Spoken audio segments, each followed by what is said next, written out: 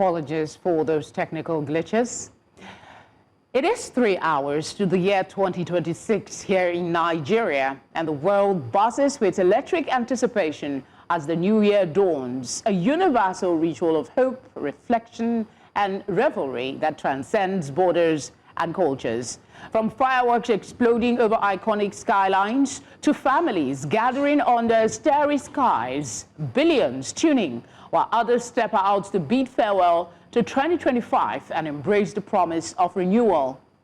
This synchronized global countdown, driven by the international deadline's eastward march, creates a wave of excitement rippling across time zones, much like a baton passed in an epic relay race. This cascade of celebrations underscores humanity's shared rhythm, turning a simple calendar flip into a planetary party. Kiribati, a nation in the Pacific, was first to herald the new year with celebrations igniting social media feeds worldwide, while others in Africa and the Americas hold their breath, syncing parties and prayers to the tickling clock. As of this moment in West Africa time, several regions linger in 2025's final hours. Nigeria, Ghana, and other African nations are alive with Afrobeat street parties and church vigils awaiting the stroke of midnight. Let's now cross to our correspondents in different parts of Nigeria to let us in on what the atmosphere is like where they are at. While Kate Adeogu joins me from Lagos, Sage Ibrahim joins in from the Federal Capital Territory. And in Port Harcourt, we have Biola Festa standing in, and all the way to Umuahia, Abia State, Chinwe Ugele. Thank you all for tuning in. Let's start with you, Sage, the big heart, the center of it all. Tell us what the atmosphere is like.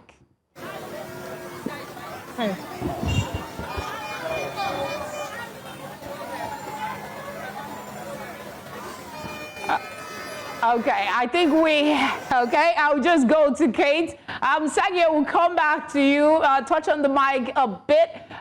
Kate, what is it like where you're at? Where exactly are you in Lagos?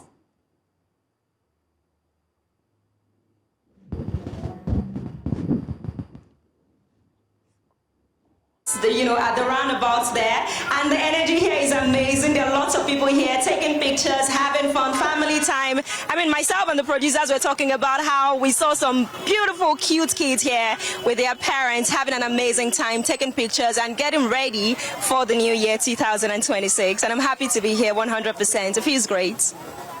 Well, how is it going in Port Harcourt? What's the atmosphere? Are we going to the churches, mosque, parties? Give us the lowdown.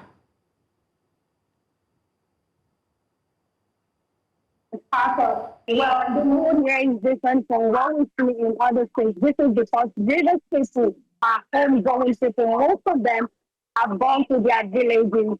Once it's 30th or 31st, it's written big long saying everybody is moving to your villages. So for that one, it's quite quiet. At this moment, the villages are being lit up with celebrations, carnivals, songs, and whatever you want to, you can think of that is the season of welcoming in the New Year 2026. Chinwe, what are the key events that people are looking to participate in tonight to usher in the new year? Thank you very much, Felicity. First, I'm standing in front of the government house. In parts of the state, you have this kind of decorations, in parts of Umuahia and Aba. And a lot of people are excited. They can't wait to step into 2026. Some will be doing that from the church. Others will be doing that, from different clubs and drinking bars, as, the case may be. But people are actually excited to be ending this year on a good note. First, because they are alive. Yes, indeed. We are alive and we can feel the excitement in Abuja. Sage, let's get you back up. What was it you were telling us about the environment? Okay, I think we don't have Sagi now. I don't know, that would be nice to hear what he had to say. I could see, I mean, you could even hear the ambience in the background of some movement and excitement. It's still early yet, we still have some hours, but we will be bringing you all the information from here in Lagos studio. Thank you all for holding it down in your various locations. Now, away from, let's go to politics. And one of the big stories today, Labour Party's 2023 presidential candidate, Peter Obi, has officially joined the African Democratic Congress, ADC, along with prominent leaders from the Southeast in Enugu State. Obi and the Southeast leaders said the move aims to strengthen the opposition and collaborate with other political actors to rescue Nigeria from the poor governance of the All Progressive Congress. The event drew key figures, including former Deputy Speaker Emeka Hedioha, Senators Ben Obi, Victor Ume, Tony Nwoye, Gilbert Nnaji, Enyinnaya Abaribe, Sam Egu, former Senate President and ADC National Chairman David Mark, and former Sokoto State Governor Aminu Tambuwal. Obi supporters expressed optimism that the new alignment will enhance their influence ahead of the 2027 general elections. Expectedly, there has been reactions. The Labour Party, they're saying that the defection of Peter Obi to the African Democratic Congress, well, they are describing it as a relief. In a statement issued on Wednesday, the party described it as a relief, saying it has finally been liberated. The statement titled, "The Labour Party finally liberated from Peter Obi's defection," was signed by the party's National Publicity Secretary, Obiora Ifo. For this conversation, I'm joined by the National Publicity Secretary of the Labour Party, Abayomi Arabambi, as well as the Lagos State Chairman of the African Democratic Congress, George Ashiru. It's a pleasure to have you both on the news tonight. I mean, the biggest news today for some, especially for the ADC, Peter Obi is now officially a member. Beyond the big headlines, what does this really mean for the party? George, please. Let me propose a correction. George, sorry, the question is for George. Vice Chairman, Southwest of Labour Party. Okay, do we have George actually? I am online and I was about to answer your question. Okay, the question is actually to you. I mean, for the ADC, the big headlines. Did you get the question? Just go ahead and respond. What does it mean for the party? Yes, of course. We have been expecting that, and we have received appropriately the news that we have been awaiting for several months of the official coalition of the erstwhile Labour Party presidential candidates into African Democratic Congress, ADC. He has been part of the conversation. He has been involved in the rebuilding of the ADC for the purpose of having a coalition of Nigerians across all the 6 regions who will be able to define the path for Nigeria going forward from 2027. So what has happened is the official formal defection of the great leader into our party so that the coalition can then move into a greater stream by 2026 in the next few hours. Even today, as I speak to you, I have already received another batch of Labour Party executives in Lagos who have defected into us as partners in this coalition. So it is indeed important news, as all the others we have received prior to this. All right, we'll come back to you in a bit, Bayomi, just after this very short break. Please stay with us.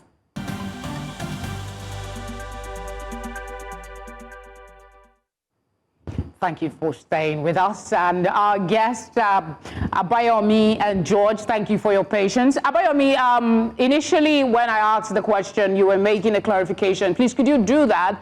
And then take on the question as to the relief that the Labour Party is said to be feeling via your statement, considering the personality that just left your fold. I said I am the National Vice Chairman, Southwest of Labour Party. I hope that is got it now. Yes, go ahead. Yes, thank you very much. Yeah, it was actually a big relief for us because Peter Obi political trajectory started from APGA. He has issue with Odumegwu Ojukwu, the Kembanewi. He has issue with the national chairman, the man who acted as their spokesperson for the MC today, when he called him a political terrorist, that he was attempting to capture the APGA. Then he was sent packing, he moved to PDP. From PDP, when they faced scandalously, in 2019, he came and prostrated that we should give him ticket of Labour Party.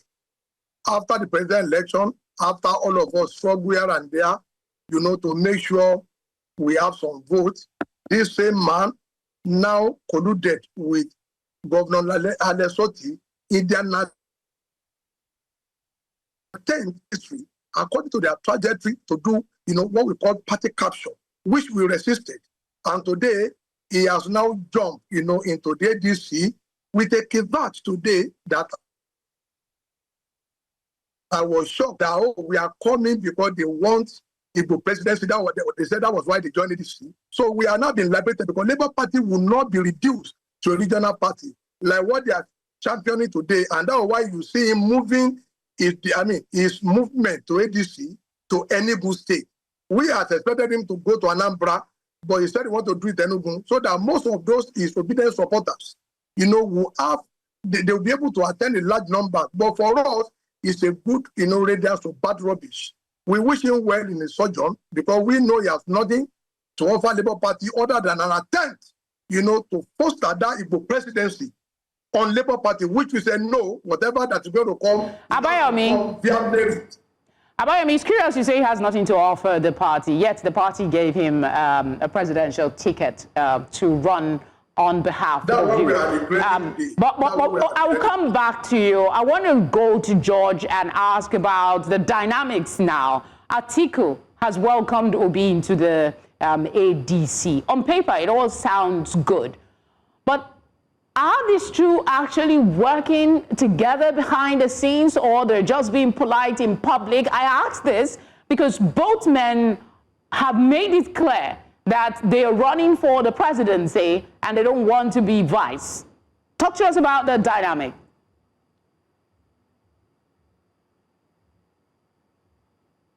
Very difficult to make a statement of that nature on behalf of these two giants of Nigerian politics. They both know individually too why they are into politics. But what is important is that we see that there was a yearning by Nigerians to escape from this one-party rule. There is a yearning from Nigerians for a different style of government. But they also want steady hands. They want people they already know who, one way or the other, have an impact in the way Nigeria has developed. And combined with the dynamism of the various political movements that have built over the years, a coalition was envisaged. And here we are. So I don't think the conversation right now is about who is going to be president, who's not going to be president. No, it is. I mean, George, let's be fair and let's be candid. These are two big wigs. One is a former vice presidential and a former vice president of the country. The other was a presidential candidate, and both have spoken openly in the media that they will be running for presidency and not the VP position. And then they are in your party. So I need you to clarify, because a lot of persons are hoping that the coalition will give some light.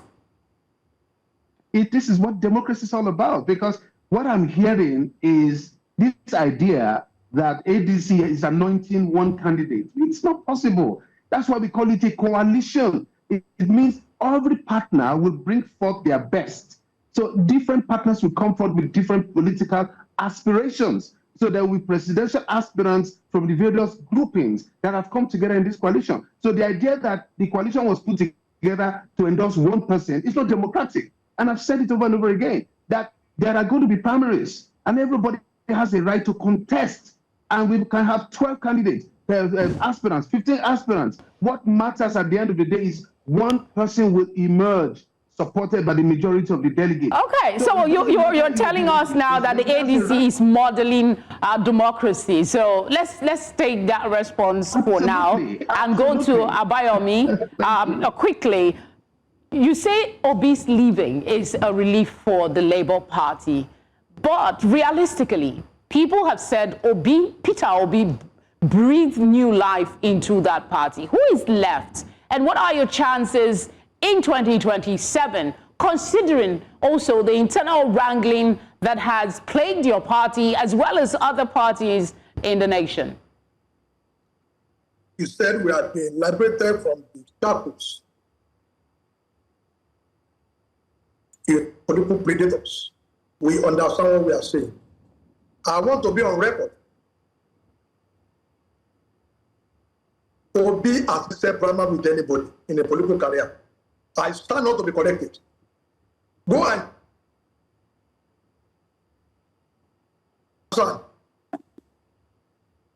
check the trajectory.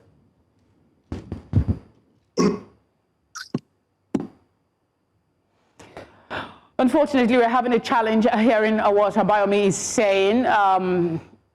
We cannot continue with that. We cannot continue with his submission, so you can actually hear what needs to be said. But thank you very much, Abayomi and George, for being here tonight, even though the time is short. We appreciate your time. The Lagos State Police Command says it has deployed officers to strategic locations across the state to ensure residents celebrate the end of the year in safety. Commissioner of Police made this known during a show-of-force exercise held on Wednesday, and it is aimed at boosting the morale of personnel and sending a warning to those planning to cause any trouble. My colleague Victor Mbadike reports. Dozens of police patrol trucks departed from the state command headquarters, heading to various parts of Lagos. It's a show of force, a display meant to assure residents of security, while reminding potential troublemakers that the police remain alert and ready. The Commissioner of Police, Olondare Jimo, says the activity is also designed to raise the confidence and readiness of officers ahead of year-end celebrations. We have made adequate deployment throughout Lagos State, and as I'm moving with my team, this is not the first time, I'm moving with my entire team to give them the confidence and to boost their morale. Today is 31st, and there's no any single incident in all the recreation center, in all the nightlife center, and in all the projects and programs of the government for the celebration of 30th December. It has been virtually peaceful.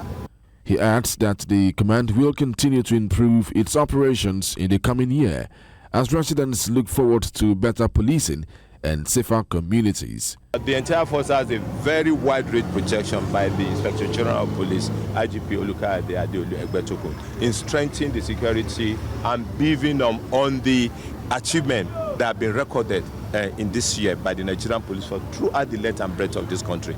Quite a lot of achievement have been recorded in crime prevention and control and in the detection of those crimes that cannot be prevented.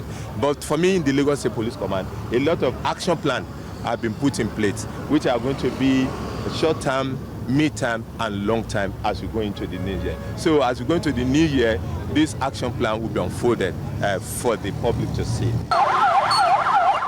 With thousands expected at events across Lagos, the police say preparedness and not panic will define the operations in the coming days, while residents hope that the show of force translates into lasting improvement in policing. In Lagos, for News Central, Victor Mbadike. Coming up, 6 persons confirmed dead, 4 rescued in Lagos boat accident. Stay with us.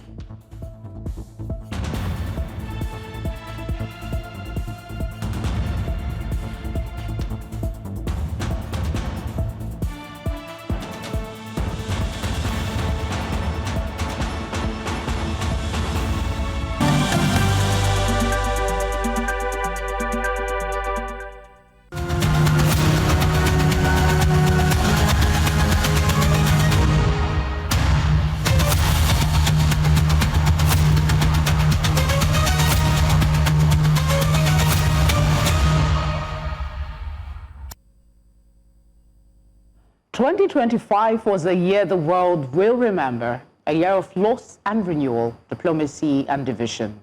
From the death of Pope Francis to shifting alliances across Europe, Africa, and Asia, the world faced change on every front. As wars dragged on and new crises emerged, 2025 also brought moments of hope, resilience, and rebirth.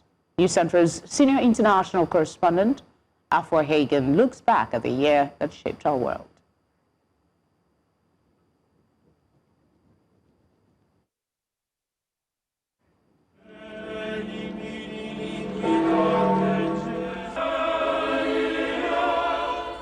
In Rome, the world said farewell to Pope Francis, a spiritual leader who transcended faith. His death at the age of 88 marked the end of a papacy defined by humility, reform, and a relentless call for compassion. Crowds filled St. Peter's Square in scenes reminiscent of history, united in prayer, reflection, and gratitude.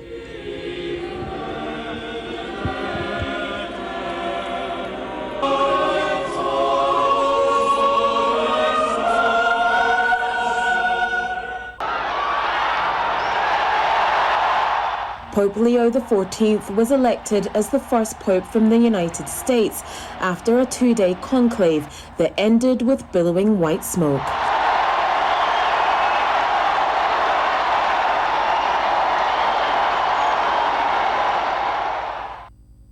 But beyond the Vatican's walls, peace remained elusive. In Ukraine, President Volodymyr Zelensky pleaded with allies for more support as Russia's invasion entered its fourth year. Moscow's renewed airstrikes left cities in darkness once more, and hopes of a ceasefire as distant as ever. In Gaza, a fragile truce between Israel and Hamas raised cautious optimism, with hostage exchanges taking place on both sides. The ceasefire brokered by Egypt, Qatar, Turkey and the United States offered a glimpse of peace, but not yet an end to the suffering. Israeli forces still remain within Gaza, with deaths occurring daily from outbreaks of violence. Israel is very carefully not even to use the word occupation, but overtaking. But those are all, playing with words. Overtaking for a long time becomes an occupation. And nothing is more permanent than a temporary measure. You enter into a place and then you don't leave. And then you always find other reasons, security reasons and others, why to stay. Elsewhere, the fight against nature's fury turned deadly. Across Mexico, record floods claimed dozens of lives, whilst in Europe and North America, blistering heat waves and wildfires forced thousands from their homes. The year became one of the hottest ever recorded, a warning that climate change can no longer be ignored. Cyclone Ditwa ravaged Sri Lanka, bringing record rains that triggered landslides and floods across the island country, as well as Indonesia and Thailand. In Asia, China continued to flex its diplomatic and military muscle, deepening ties with Russia and asserting itself in the South China Sea. At the same time, India looked further abroad, signing a free trade deal with the United Kingdom to reduce tariffs on goods like whiskey, cosmetics and medical devices, and to increase market access for businesses. The deal is expected to boost bilateral trade by £25.5 billion and increase UK GDP by £4.8 billion annually in the long run.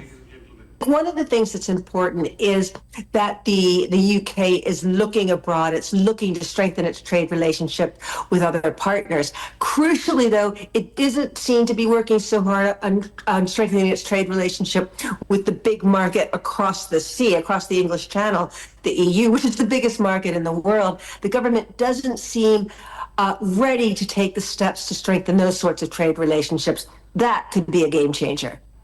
Europe, meanwhile, was shaken by violence closer to home. Mass demonstrations were met with violent police crackdowns as tens of thousands of Georgians turned out. angered by the Prime Minister's decision to call a 4-year halt on moves towards joining the EU. And in the UK, leaders scrambled to confront the rise of right-wing protests and the relentless pressure of migration.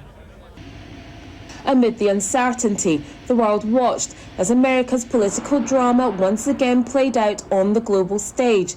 President Donald Trump returned to the world spotlight, meeting Vladimir Putin in Alaska, and later travelling to the UK on a state visit that made global headlines. In Buckingham Palace, the spectacle of diplomacy met the sharp reality of global division.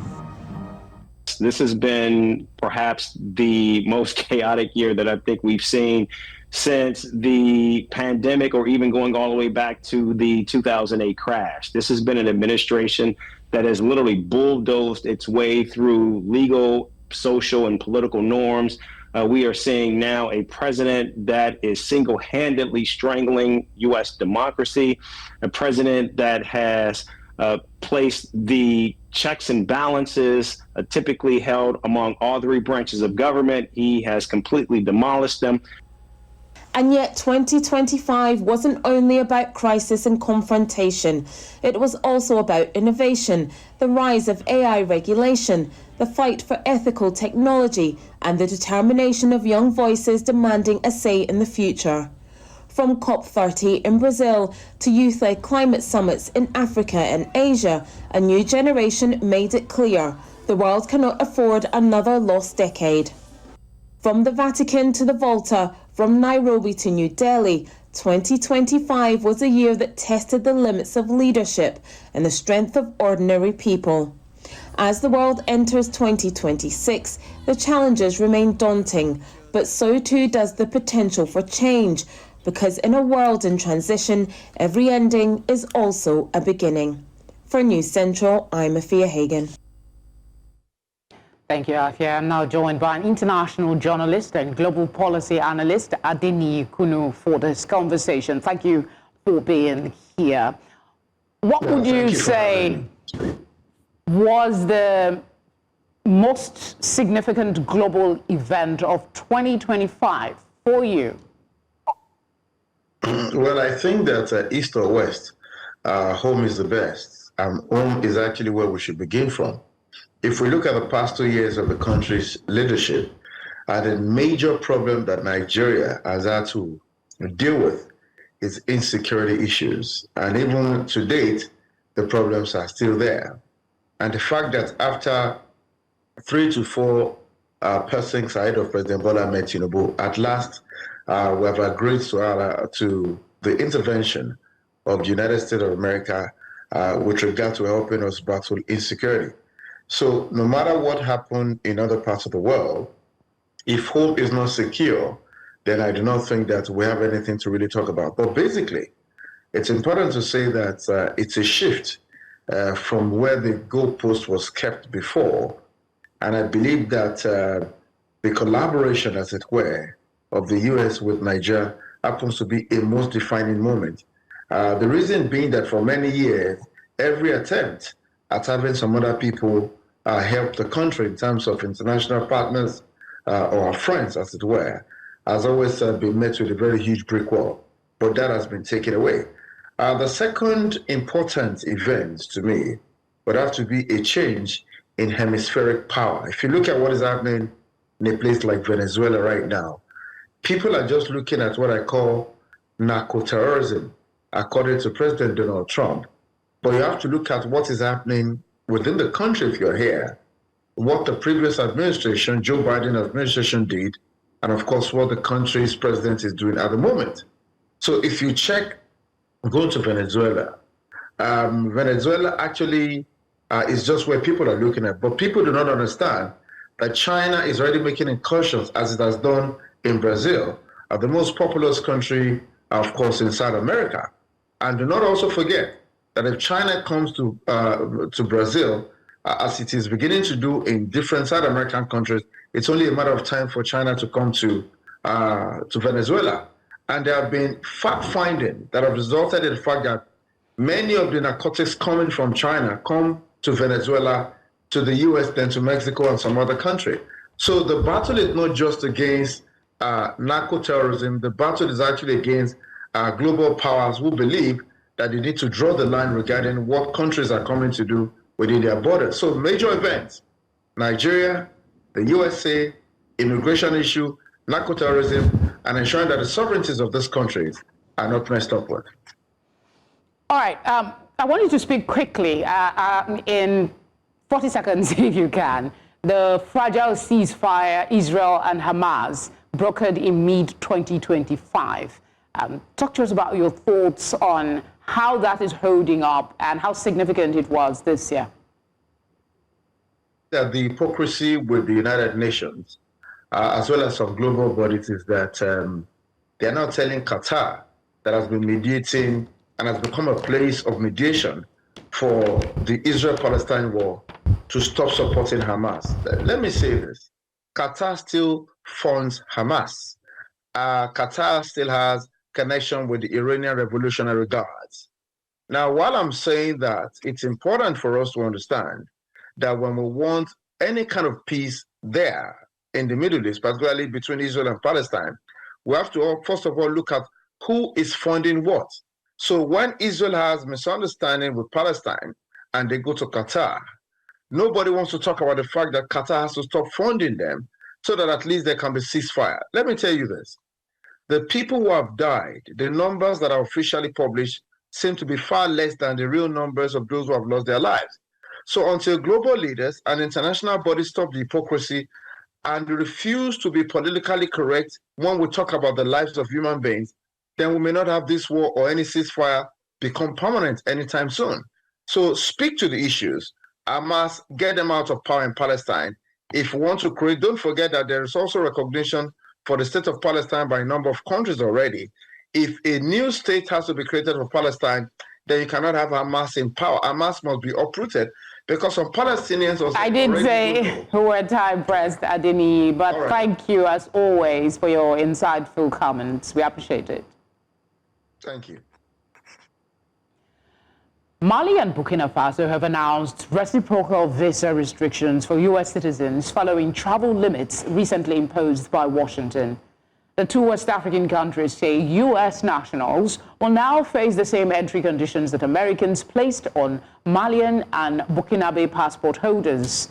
Each country's foreign ministry issued separate statements on Tuesday emphasizing that the decision is based on the principle of reciprocity. The move comes after President Donald Trump expanded U.S. travel restrictions on December 16th, adding nearly 20 countries to a list where citizens face limits or bans on entering the United States. More to come after this break in business, sports, and entertainment. Stay with us.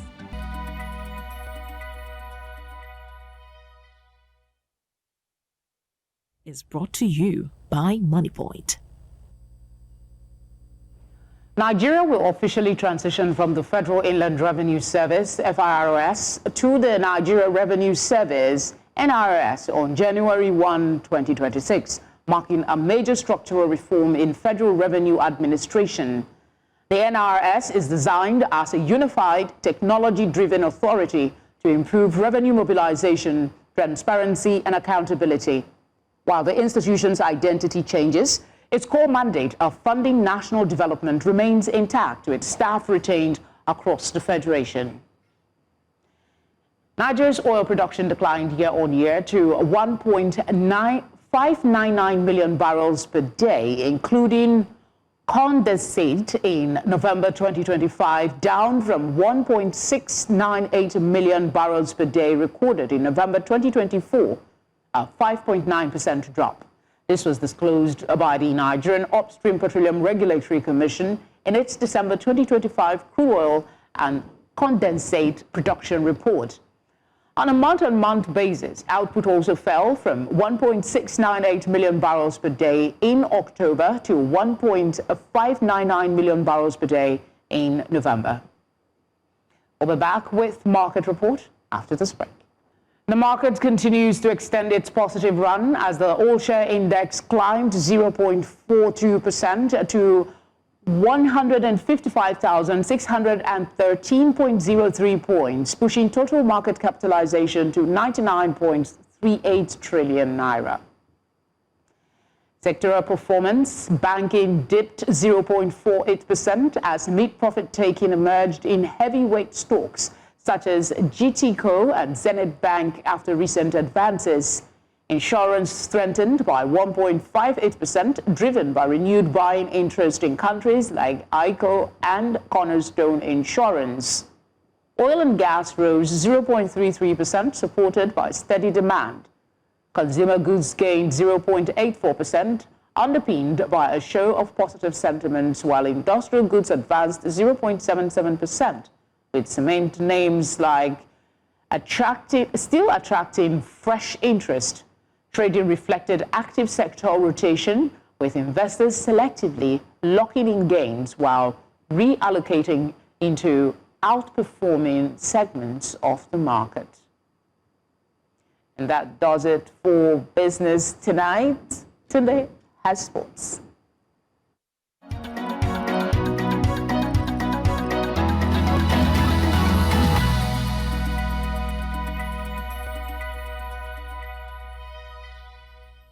This segment is brought to you by MoneyPoint.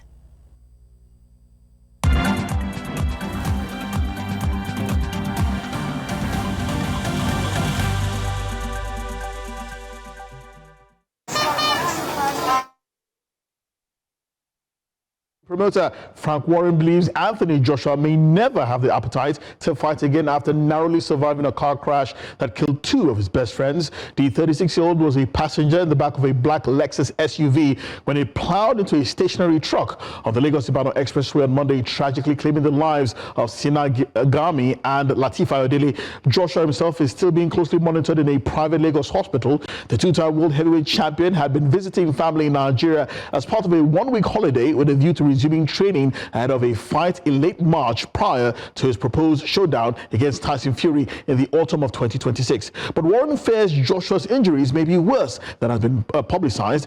With the added mental torment of two of his friends dying, he believes it's unclear whether Joshua will be fit enough or even want to return to the ring. Tyson Fury, who has been managed by Warren since February 2019 himself, paid tribute to Joshua's friends Sina and Latif, who he wished would be given a good bed in heaven. And to the Africa Cup of Nations now. Nigeria Super Eagles returned to training on Wednesday morning following their 3-1 win over Uganda in their final Group C match at the tournament. The brief recovery session was held without captain Victor Osimhen, as well as right back Ryan Alebioshu and striker Cyril Desses. Alebioshu is nursing an injury sustained against Uganda, while Desses is sidelined with a knee problem.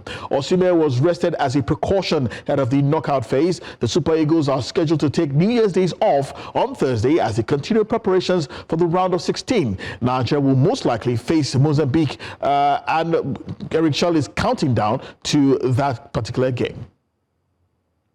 And that's all we have on sports. News continues.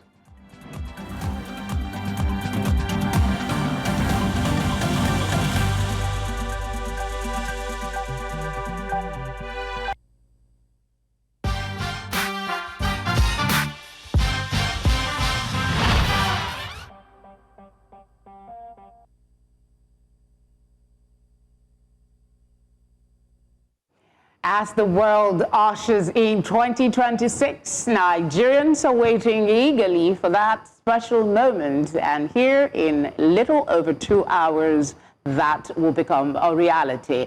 Let's cross over now to Kate, who is standing by in the Victoria Island, Lagos. Hello, Kate. What's happening around you and what's the anticipation like? Hi, Felicity.